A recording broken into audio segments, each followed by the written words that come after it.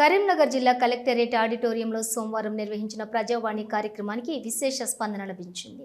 పేరుకుపోయిన సమస్యల పరిష్కారం కోసం వివిధ శాఖల అధికారులకు ప్రజల నుండి ప్రజావాణి వేదికగా విజ్ఞప్తులు అందాయి. పలు రాజకీయ పార్టీలు, ప్రైవేటు పాఠశాలలకు సంబంధించిన ఫిర్యాదులు అందాయి.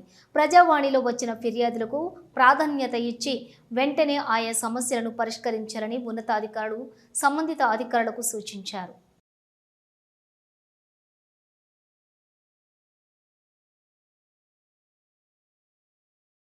కార్పొరేట్ సంస్థ జ్యోతిష్మతి కాలేజీ ఆక్రమించుకొని చాలా సంవత్సరాల సంది అందులో విద్యా క్లాసులు నడిపిస్తున్నా కూడా అధికార యంత్రాంగం మొద్దు నిద్ర వహించి ఈ రోజు వరకు కూడా దానిపైన ఎలాంటి చర్యలు తీసుకోలేదు. ఈ రోజు భారత కమ్యూనిస్టు పార్టీ వైపున ఉన్నటువంటి 13 ఎకరాల 18 గుంటలను పేద ప్రజలకు పంచాలనే ఉద్దేశం కొద్దీ ఆందోళన కార్యక్రమాలు తీసుకుంటున్నాం. అట్లాగే ఈరోజు డబుల్ బెడ్రూమ్ ఇళ్ళు కావాలంటే పేదవారికి వంచాలంటే భూమి లేనటువంటి పరిస్థితి.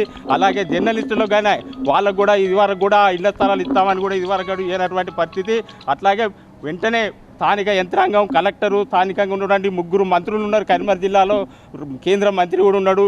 ఇలాంటి జ్యోతిష్మతి కాలేజీ ఆక్రమించుకున్నటువంటి 13 ఎకరాల 18 గుంటలను వెంటనే ప్రభుత్వము ఆధీనం చేసుకొని పేద ప్రజలకు డబుల్ బెడ్రూమ్ ఇల్లు కానీ పేద ప్రజలకు వంచుతూ అట్లాగే వినతి పత్రం ఇవ్వడానికి వచ్చాము. దేని మీద అంటే స్కూల్స్, ప్రైవేట్ స్కూల్స్ కానివ్వండి, ప్రభుత్వ పాఠశాలలు కానివ్వండి, ముఖ్యంగా ప్రైవేట్ స్కూల్స్లలో స్కూల్ తరపు నుండి ఫీజుల గురించి ఒత్తిడి చాలా జరుగుతున్నది. అధిక మొత్తంలో ఫీజు వసూలు చేయడం కావచ్చు, వాళ్ళ సొంతగా బుక్స్, యూనిఫామ్స్, సాక్సుల దగ్గర నుండి వాళ్ళ దగ్గర తీసుకోవాలని నియమం పెట్టడం కావచ్చు. కొంతవరకు చాలా వరకు పేరెంట్స్ సఫర్ అవుతున్నారు. కానీ ఏ అవకాశం లేక ఇందులో చదివిపిస్తున్నారు. ఎందుకంటే పిల్లల భవిష్యత్తు దృష్ట్యా కావచ్చు. ఇంకొకటి, ప్రభుత్వ పాఠశాలలో ఏం జరుగుతుంది, అసలు ఆహార నియమాల్లో కొన్ని లోటుపాట్లు జరుగుతున్నాయి. వాళ్ళకు పెట్టేటువంటి మధ్యాహ్నం భోజనంలో కొంతవరకు నిర్లక్ష్యం జరుగుతుంది. ఇది మా నోటీస్కి వచ్చింది. దాని గురించి ఇక్కడ మేము వినతి పత్రం ఇవ్వడానికి వచ్చామండి.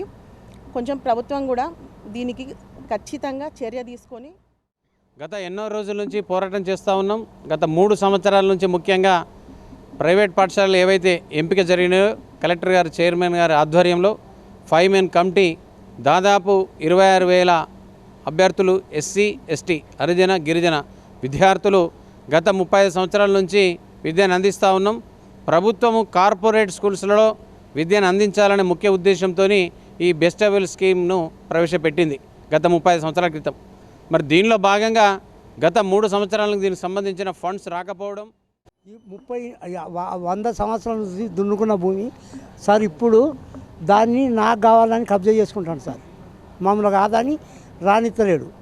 మేము ఇప్పుడు పోతే మమ్మల్ని మరవడి కొడతా, తిడతా అంటాడు. లజ కొడకని మా తాత చచ్చిపోయాడు, మా అయ్యలు చచ్చిపోయారు. మేము కూడా సాగు కొరకు ఉన్నాం, సాగుకు తయారున్నాం. ఇప్పుడు అవి అట్లా ఇబ్బంది పెడతాడు నరేష్ రెడ్డి, మాధవరెడ్డి మనోడు, నరేష్ రెడ్డి బాపురెడ్డి కొడుకు. మీకెక్కడి భూమి అని చెప్పి అది చేస్తారు మాకు.